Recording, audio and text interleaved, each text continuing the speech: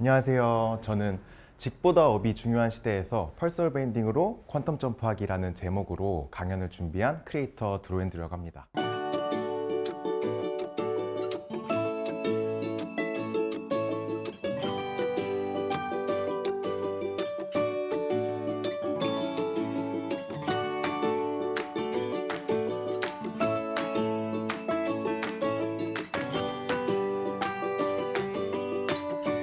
제가 크리에이터라고 저를 소개한 이유는 사실은 제가 전문 강연가가 아니기 때문에 사실 아직 강연가라는 말이 조금 낯설어요. 제가 강연을 시작한 지 이제 1년도 채 되지 않았고, 그리고 또 제가 이런 곳에 올 때마다 전문가님 이렇게 불러주시는데 그것도 저는 솔직히 낯간지럽더라고요.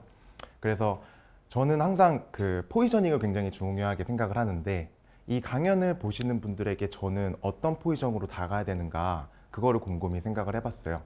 그럴 때 역시 저는 크리에이터로서 여러분들이랑 조금 더 가까운 자리에서 여러분들에게 제가 배운 것들을 나누는 사람이 되고 싶다는 생각에서 강연을 준비했기 때문에 그런 점을 생각해 주시고 제 강연을 봐주셨으면 좋겠습니다. 그래서 오늘 강연은 뭔가를 이렇게 자세하게 알려드리는 그런 인사이트를 푸는 그런 것보다는 저의 스토리를 이야기하면서 풀어볼까 하는데요. 저의 직업은 사실 그래픽 디자이너였어요. 제가 한 2년도 채 되지 않았던 것 같아요. 2019년 말까지 저는 그래픽 디자이너로 일을 했었고, 아마 지금으로부터 7년 전으로 돌아가 보면 제가 처음 그래픽 디자이너라는 직업을 갖고 일을 시작했던 것 같아요. 그때 저는 미국에서 일을 시작했기 때문에 앤드류라는 이름을 사용했어요. 그게 이제 저의 이제 크리에이터 네임도 됐고, 그래서 그 당시에 그래픽 디자이너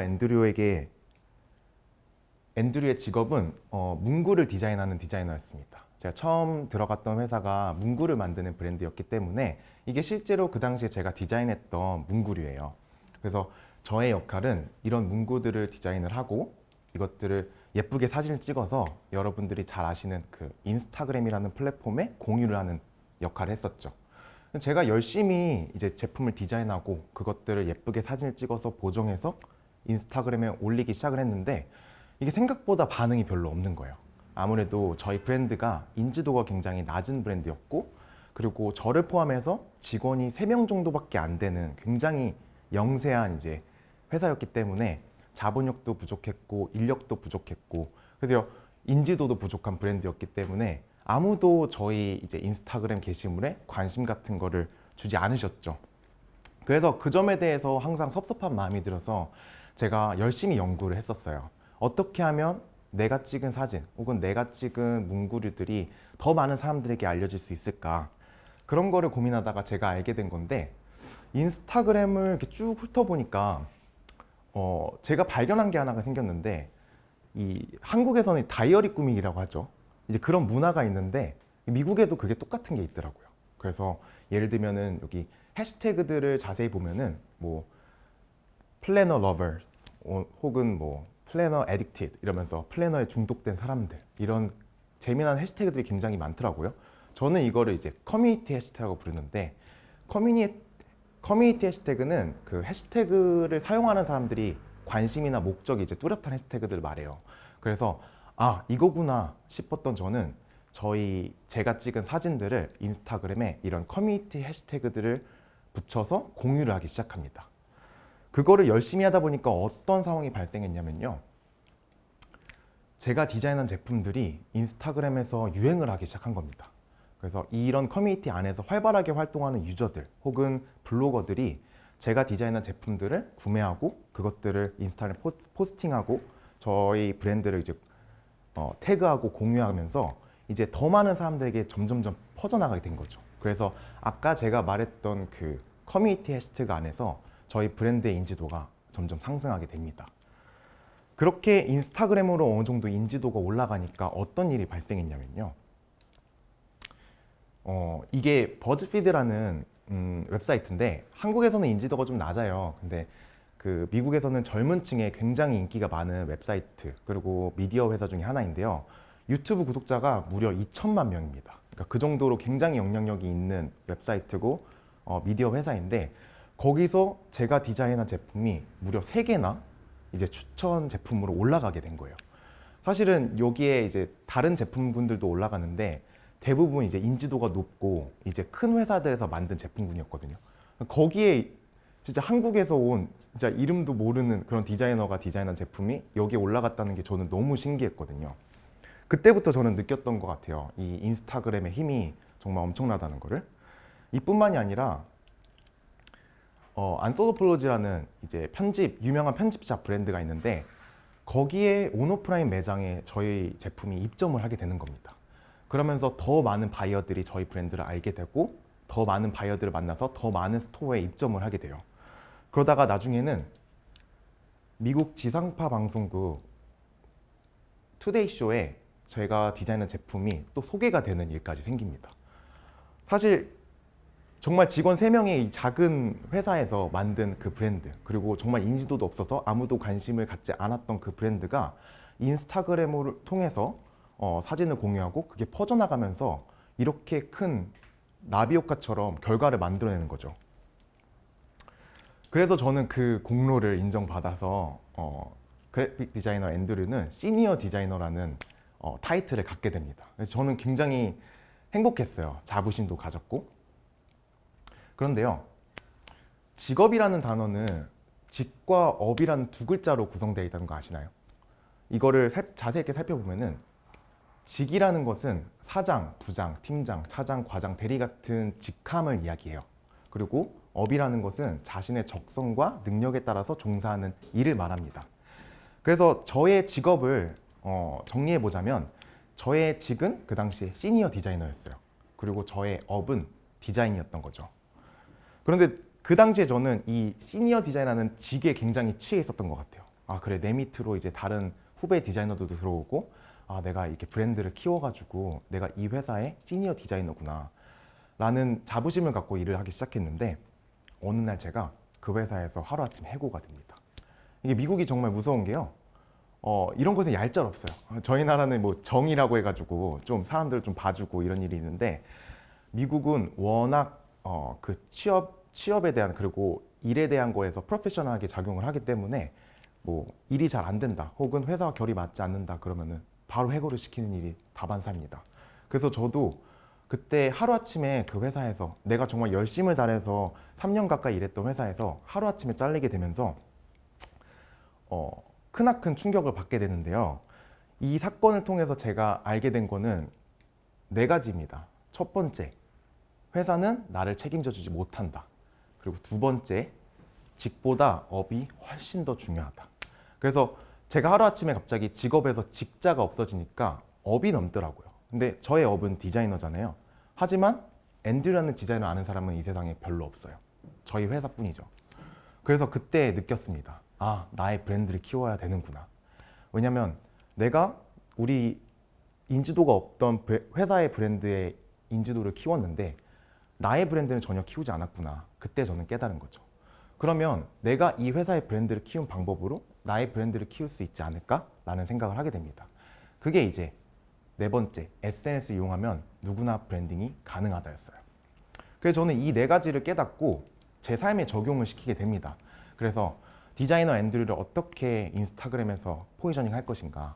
그래서 인스타그램에 저의 다양한 라이프 스타일 혹은 저의 취향이 가득 담긴 사진들을 올리게 됩니다. 그래서 저의 사진들을 좋아하는 사람들이 모이게 되고, 그로 인해서 여러 사람들이 저를 팔로우함으로써 제가 브랜드를 홍보해 줄 수 있는 영향력이 점점 생기게 되면서 나중에는 브랜드의 광고를 받는 인플루엔서로 활동을 하게 돼요. 그래서 그때 처음 제가 사용했던 예명이 드로우앤드류였어요. 드로우앤드류라는 이름의 뜻을 많이 물어보시는데, 제가 생각할 때 이 일을 시작한 거, 그리고 퍼스널 브랜딩이라는 것 자체가 저를 그려간다는 생각이 들더라고요. 그래서 나를 그리자라는 의미에서 드로우앤드류라는 이름을 만들게 됩니다. 그리고 나서 이제 제가 그 전 회사에서 SNS 마케팅으로 브랜드를 0부터 키워나간 거에 대한 그 경력을 인정을 받고, 또 제가 인스타그램에서 인플루엔서로 성장한 그 경력을 인정받아서 더 큰 기업에 이직을 할 수 있게 되었어요. 그때 재취업을 하면서 저는 마케팅 팀에 들어가게 되거든요. 마케팅 팀 디자이너로 들어가면서 연봉도 높아지고 다시 저의 직업을 되찾은 거죠. 그때 제가 처음 했던 프로젝트가 인스타그램을 활용한 이벤트였는데요. 실제로 그 당시에 사용했던 배너예요. 이게 인스타그램 스토리에 공유를 했던 배너인데 제가 직접 디자인을 했고 같이 저희 마케팅 팀이랑 기획을 했었어요. 그 당시에 저는 SNS 마케팅에 굉장히 관심을 많이 갖고 있었고 그거에 대한 경력을 인정받았기 때문에 디자이너라는 타이틀을 갖고 있었지만 회사에서 저는 단순한 디자이너가 아니었어요. SNS 마케팅도 할 줄 아는 디자이너였고 그런 미팅에 적극적으로 참여를 하게 됩니다. 그래서 저희가 아이디어를 낸 게 인플루언서 마케팅이었어요.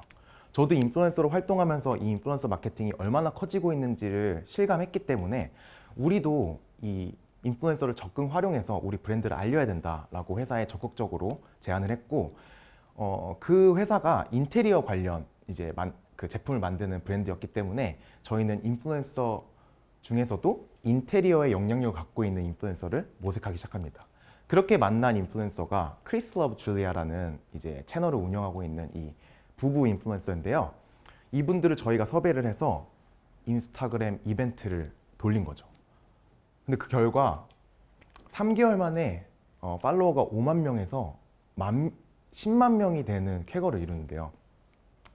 이때 너무 신기했어요. 제가 처음 회사에 들어가서 처음으로 맡은 프로젝트가 일주일 만에 팔로워가 10,000명이 늘어나고 2만 명이 늘어나고 그런 결과들을 보면서 와, 내가 믿었던 게 정말 맞았다. 그리고 이 시장이 정말 가능성이 무궁무진하구나 라는 걸 느꼈습니다.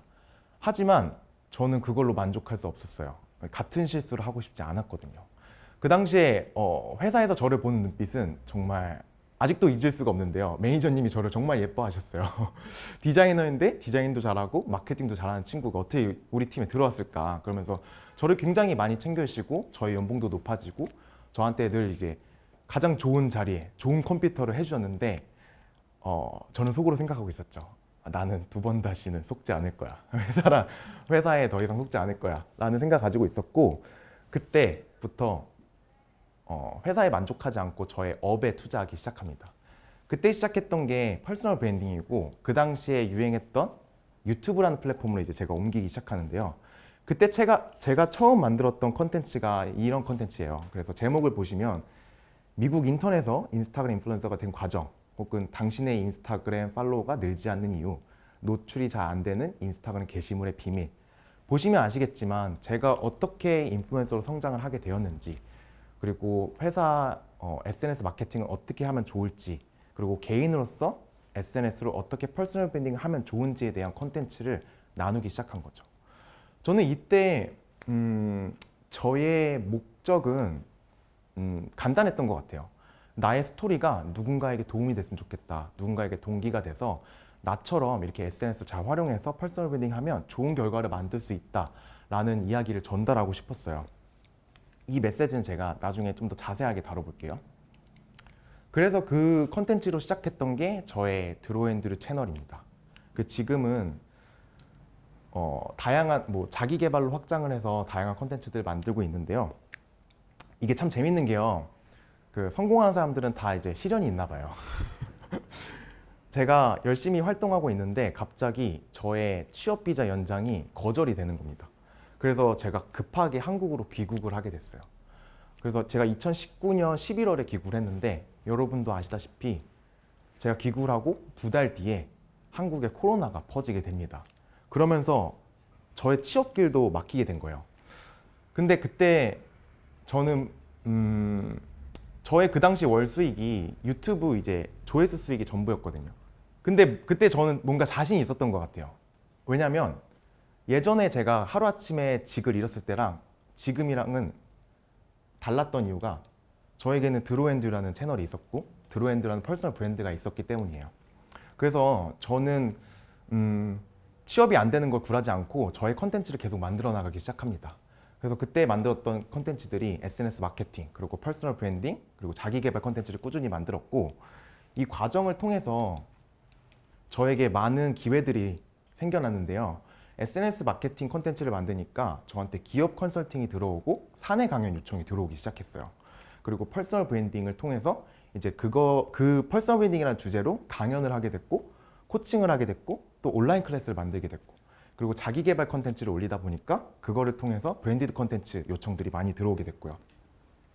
그래서 이게 실제로 제가 작년에 이제 만들었던 서비스 상품들입니다. 뭐 온라인 클래스가 있고 컨설팅 서비스가 있고 전자책 상품 그리고 강연 다니고, 이게 실제로 제가 지금 이 자리에서 첫 번째 강연을 했던 그때 사용했던 포스터예요. 그래서 제가 이게 두 번째 강연을 하고 있으니까 굉장히 감회가 새로운데, 이렇게 취업이 안 됐던 저는 이런 것들을 만들면서 작년에 정말 바쁜 시기를 보냅니다.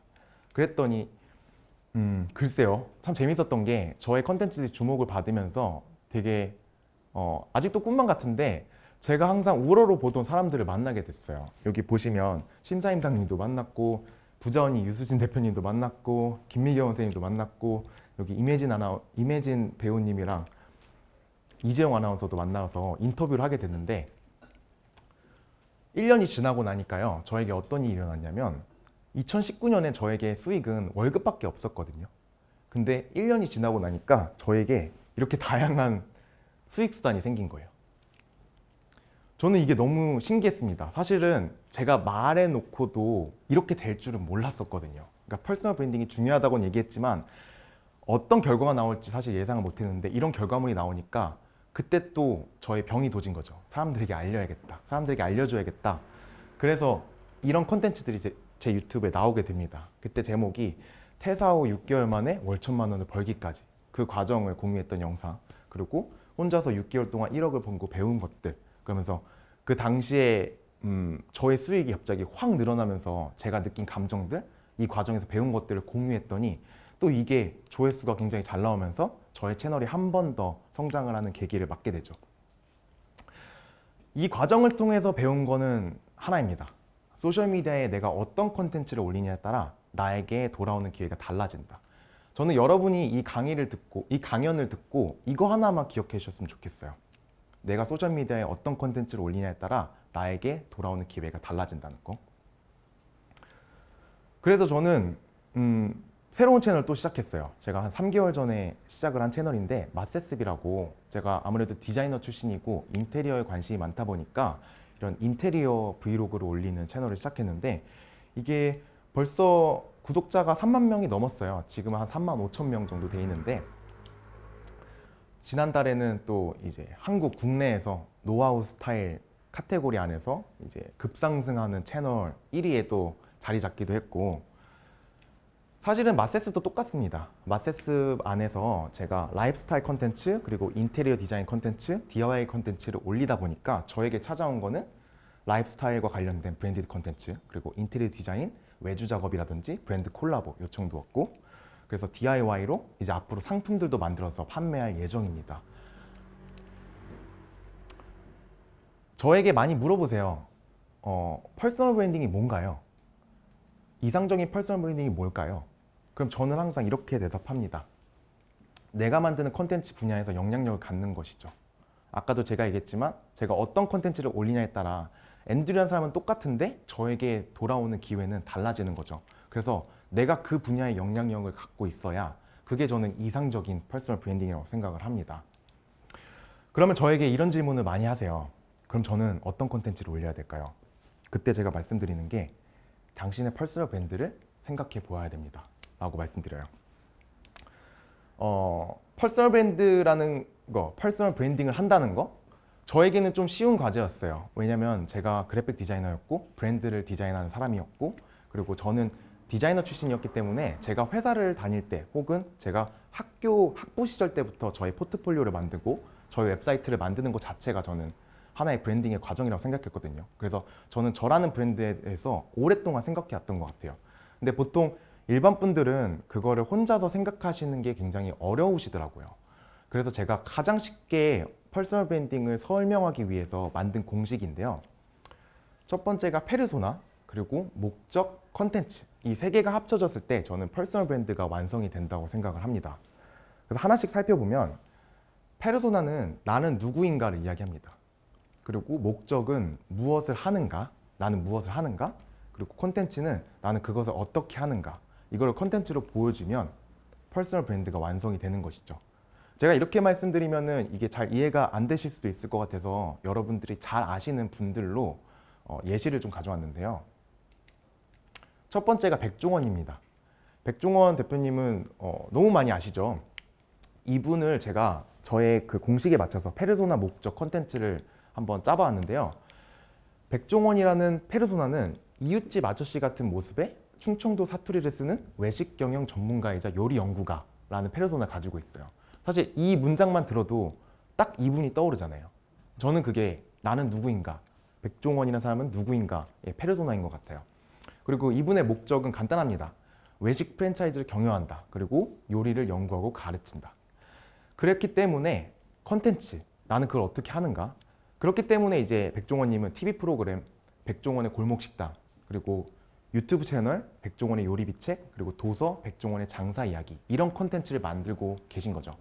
저는 이 중에 하나만 무너져도 지금의 백종원이라는 퍼스널 브랜드는 존재하지 않는다고 생각합니다.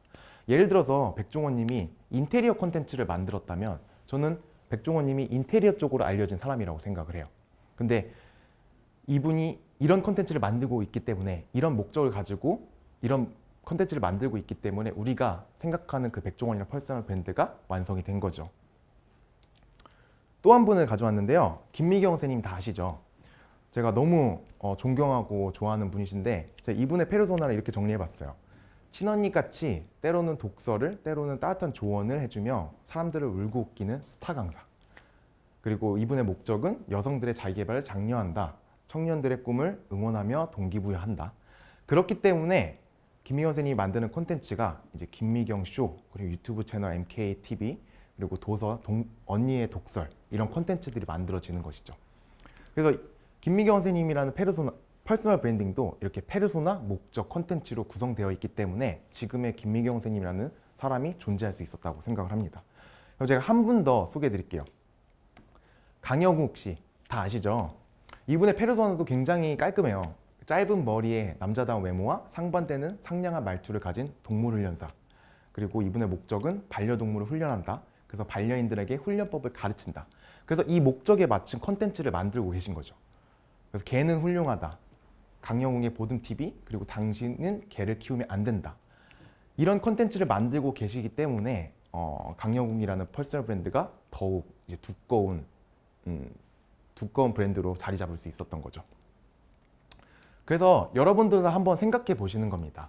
나는 누구인가? 나는 사람들에게 어떻게 보여지고 싶은지, 혹은 나는 나 스스로를 어떻게 보는지, 사람들이 나를 어떻게 봤으면 좋겠는지 생각을 해서 나의 페르소나를 정리를 해보는 겁니다.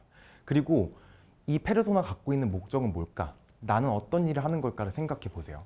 그러면 그거에 맞춰 내가 그 일을 어떻게 하고 있는지를, 그 과정 혹은 그 과정 속에서 배운 인사이트를 컨텐츠로 보여주면 그게 훌륭한 컨텐츠가 될 수 있습니다. 그래서 이거를 그대로 한번 저에게 적용해 봤어요. 마치 제가 이렇게 노니까 되게 유명한 사람 같잖아요. 그 수많은 퍼스널 브랜드와 이제 어깨를 나란히 한 드로우앤들의 페르소나를 한번 살펴보면은 SNS를 똑똑하게 사용하는 밀레니얼 후배, 그리고 퍼스널 브랜딩으로 10가지 수익선을 만든 프로 엔잡러, 그리고 좋아하는 일로 행복하게 일하는 1인 기업가라는 페르소나를 가지고 있어요. 그리고 저의 목적은 간단해요. SNS를 이용해서 퍼스널 브랜딩을 돕고 자기 개발을 장려한다. 그래서 저의 컨텐츠가 이제 제가 드로앤드라는 유튜브 채널에서 만들고 있는 컨텐츠고, 그리고 제 인스타그램에 그와 관련된 카드 뉴스를 만들어서 공유하고, 그리고 지금은 또 그거와 관련된 책을 준비하고 있습니다. 그래서 이제 앞부분에 세 분의 이제 예시와 그리고 저의 예시를 보여드렸어요. 제가 이것까지 보여드렸는데도 저에게 이런 질문을 많이 해주세요. 혼자서 페르소나를 생각하기 너무 어려워요. 제가 이럴 때 좋은 방법이 있어서 소개를 시켜드리고 싶은데, 저는 리서치를 통해서 나와 닮은 인플루엔서를 찾아보는 것을 정말 추천드립니다. 저도 실제로 인스타그램을 처음 시작할 때 혹은 유튜브를 처음 시작할 때 이 방식을 사용했거든요. 그래서 리서치를 통해서 내가 활동하고 싶은 플랫폼 안에서 어떤 크리에이터가 있고 어떤 인플루엔서가 있는지 찾아보는 겁니다. 그리고 그들과 나의 공통점을 하나씩 찾아보는 것이죠. 근데 만약 예를 들어서 내가 5명의 인플루엔서 찾았다. 그리고 이들과의 공통점을 하나씩 찾았다. 그러면은 이거를 조합해보면 결국은 그게 나의 페르소나의 특징이 되는 거죠. 그 안에서 정말 다양한 아이디어를 찾고 브레인스토밍해서 나의 페르소나를 한 문장으로 혹은 2문장으로 정리를 해보는 겁니다. 그럼 두 번째는 이런 질문을 받는데요. 어떤 주제로 콘텐츠를 만들어야 돈이 될까요?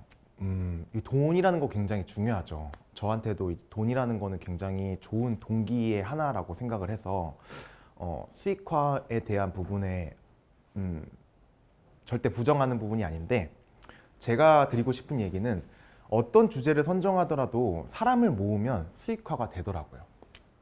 그렇기 때문에 내가 좋아하는 것, 잘하는 것이 무엇인지 찾고 그 주제를 통해서 사람들에게 도움이 될 수 있는 컨텐츠를 제공하는 것, 그거를 통해서 사람을 모으잖아요. 그럼 수익화는 자연스럽게 연결이 되더라고요. 여러분은 돈 버는 방법을 몰라서 돈을 못 버는 게 아닐 거예요. 우리도 어떻게 해야지 돈을 버는지 방법은 다 알고 있습니다. 결국은 내가 생산자가 되고 공급하는 사람이 됐을 때 돈을 버는 거니까요. 그런데 그거를 판매하지 못하는 이유는 사람을 먼저 모으지 못했기 때문입니다. 그래서 제가 말씀드리는 거는 우선 사람을 모으면 수익화는 자연스럽게 이어진다라고 말씀드릴 수 있는 거고, 그렇기 때문에 내가 정말 좋아하고 잘하는 것, 나의 열정의 분야에서 여러분들이 만들 수 있는 컨텐츠를 만들라라는 말씀을 드리고 싶어요.